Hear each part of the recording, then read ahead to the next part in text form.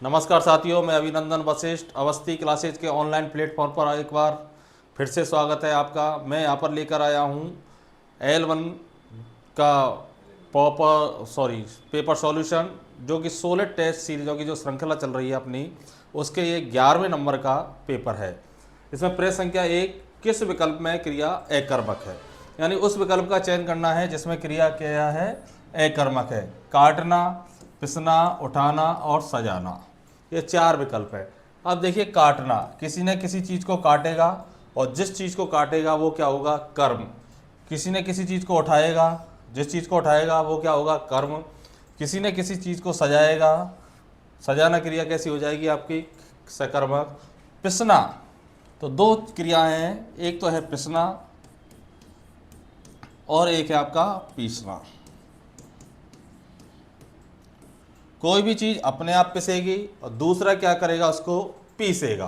तो पीसना क्रिया कैसी हो गई आपकी, सकर्मक, और पिसना क्रिया कैसी हो गई आपकी, अकर्मक।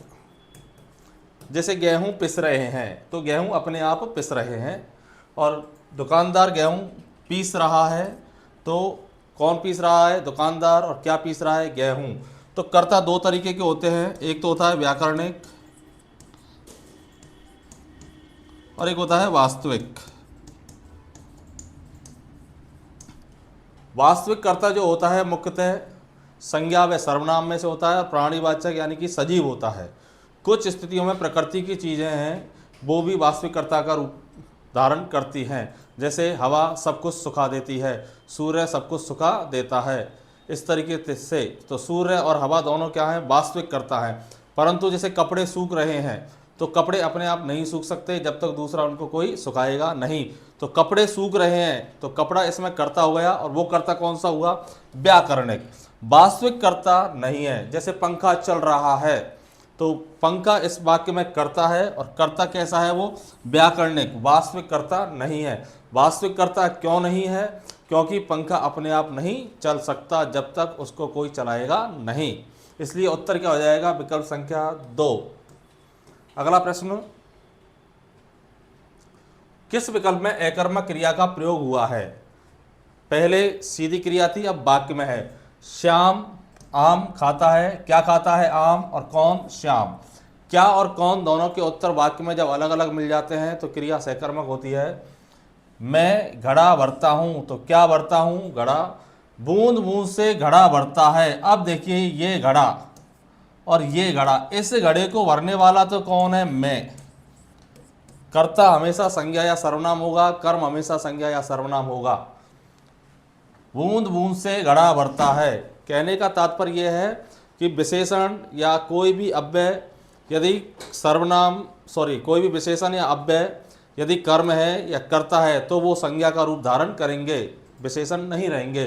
जैसे वह गरीबों को सताता है। अब वास्तव में गरीब क्या है, विशेषण है, परंतु इस वाक्य में गरीब क्या हो गया, आपका संज्ञा हो गया। बूंद बूंद से घड़ा भरता है, अब यहाँ पर घड़ा स्वयं भर रहा है, कोई उसको भर नहीं रहा है। यानी नल के नीचे रखा हुआ है और उसमें बूंद बूंद पानी आ रहा है और स्वयं भर रहा है, परंतु यहाँ पर घड़े को भरने वाला कौन है, मैं घड़ा भरता हूँ। ये चीज़ें तुम्हारा जी ललचाती हैं, ठीक है। तो ये चीज़ें तुम्हारा जी ललचाती हैं, तो ये चीज़ें क्या है, ये ध्यान रखना। ये थोड़ा सा विवाद का विषय मुझे भी लगा था। कारण क्या है, ललचाना क्रिया दोनों तरह के काम करती है, अकर्मक भी और सकर्मक भी। जैसे मोहन सोहन को ललचाता है, तो किसको ललचाता है, सोहन को, कौन, मोहन। और मेरा जी ललचाता है, तो मेरा जी अपने आप ललचा रहा है। ऐसे में ये क्रिया कैसी हो गई आपकी, अकर्मक। अब बात आती है वासुदेव नंदन जी की। उन्होंने इस वाक्य को सकर्मक क्रिया के अंतर्गत लिखा है कि ये चीज़ें तुम्हारा जी ललचाती हैं। तो ये चीज़ें, इसको कर्म माना जाएगा और जी इसको क्या माना जाएगा, आपका कर्ता। यानी चीज़ों को देखकर मेरा जी ललचाता है। इसलिए उत्तर क्या होगा, बूंद बूंद से घड़ा भरता है, विकल्प संख्या 4। किस विकल्प में सभी शब्द शुद्ध है? यानी उस विकल्प का चयन करना है जिसमें सभी शब्द शुद्ध हैं। श्रीमती बिल्कुल सही है, अहल्या बिल्कुल सही है, द्वारका, यानी कि पहला विकल्प ही सही है। ये गलत हो गया, दीर्घी आएगी। अहल्या बिल्कुल सही है, परंतु द्वारकाधीश नहीं होता है, ये होता है आपका द्वारकाधीश। श्रीमती ये गलत हो गया, अहिल्या गलत हो गया, ये बिल्कुल गलत हो गया। ये अहिल्या गलत लिख दिया, ये सही है और ये सही है। तो वो क्या कह रहा है कि सभी शब्द शुद्ध है, तो विकल्प संख्या 1। किस विकल्प में समास विग्रह गलत है? ये प्रश्न थोड़ा गलत टाइप हो गया है। मृग छोना, ये सही है, मृग का छोना। पीताम्बर, पीत है अंबर जिसके, ये भी सही है। पुरुषोत्तम, पुरुषों में उत्तम।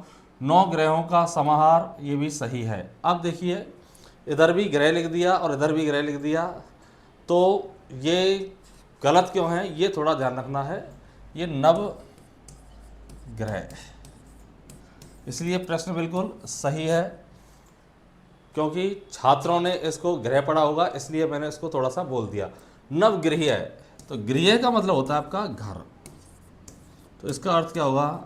नव या नया है जो घर, तो उत्तर हो जाएगा आपका कर्मधारय समास। तो विकल्प संख्या 3 इसका उत्तर हो जाएगा, जिसमें समास विग्रह गलत है। शिक्षा के उद्देश्यों का वर्गीकरण, यानी ब्लूम ने 3 करे हैं आपके मूल्यांकन मापनी में, ज्ञानात्मक, क्रियात्मक और भावात्मक। ज्ञानात्मक में हम जानते हैं, क्रियात्मक में हम जानते हैं और भावात्मक में भी हम जानते हैं। ज्ञानात्मक में लिखित मौखिक वाले आते हैं और साथ में आपके साक्षात्कार आता है। भावात्मक में समाज मिति वगैरह आते हैं और क्रियात्मक में प्रयोग आता है। तो उत्तर हो जाएगा विकल्प संख्या 1। स्किनर द्वारा प्रतिपादित अभिक्रमत अन्वेषण मॉडल को किस एक नाम से जाना जाता है?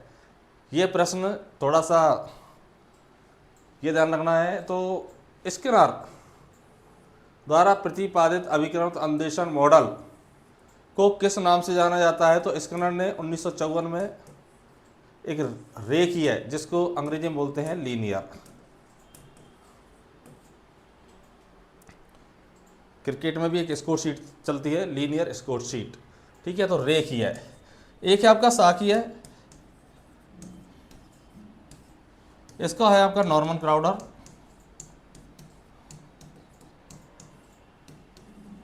एक है आपका मैथेटिक्स, इसके हैं गिलबर्ट। तो इसका उत्तर हो जाएगा आपका रेखीय अभिक्रमित अन्वेषण। इसका जो सबसे महत्वपूर्ण सिद्धांत वो क्या है? स्वगति से सीखने का। छोटे छोटे पदों का सिद्धांत या लघु पदों का सिद्धांत और स्वगति से सीखने का जो सबसे ज़्यादा जोर है वो स्वगति से सीखने का है। प्रारंभिक अवस्था में बालक सीखता है, इनका सही क्रम है। तो सबसे पहले तो क्या करेगा? वो सुनेगा, ध्यान रखना।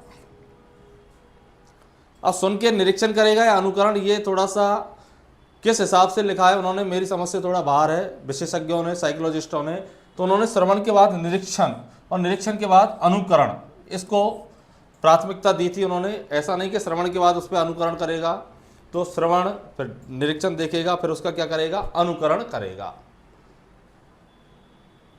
समतल पर बिखरी हुई सामग्री को बहुत तेज प्रकाश द्वारा पर्दे पर प्रतिबिंबित किया जाता है। तो 2 तरीके की होती है, ट्रांसपरेंटी यानी कि पारदर्शी और अपारदर्शी। और ये किसके माध्यम से होती है? एपीडाइस्कोप, जिसको बोलते हैं चित्र विस्तारक यंत्र। समतल पर बिखरी हुई सामग्री को कहां पर दिखाया जाएगा? पर्दे पर दिखाया जाता है तेज प्रकाश के माध्यम से। किसके माध्यम से? चित्र विस्तारक यंत्र के माध्यम से। और ये दृश्य सामग्री है। और दृश्य में कैसी है आपकी? दृश्य 2 तरीके की होती है आपकी, प्रक्षेपी। प्रक्षेपी यानी कि जो यांत्रिक उपकरणों के माध्यम से चलती है, बिजली, रेडियो, सेल, जनरेटर, बैटरी वगैरह, ये है। निदानात्मक या निदान की परीक्षण की विधि के प्रकार है। तो निदान 2 तरीके के प्रकार हैं आपके। एक है आपका प्रमापीकृत जो उपलब्धि का है, और एक है आपका अप्रमापीकृत।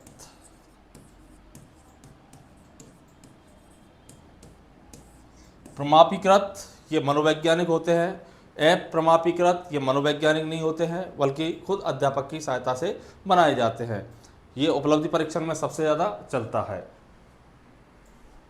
ये हो गए आपके प्रश्न 9। धन्यवाद, जुड़े रहिए। अगला टेस्ट सीरीज संख्या 12। एक बार फिर से कोचिंग, अवस्थी कोचिंग या अवस्थी क्लासेज जो है फिर से टेस्ट सीरीज चालू करने जा रही है और जल्द ही आपको इसकी सूचना दे दी जाएगी। धन्यवाद।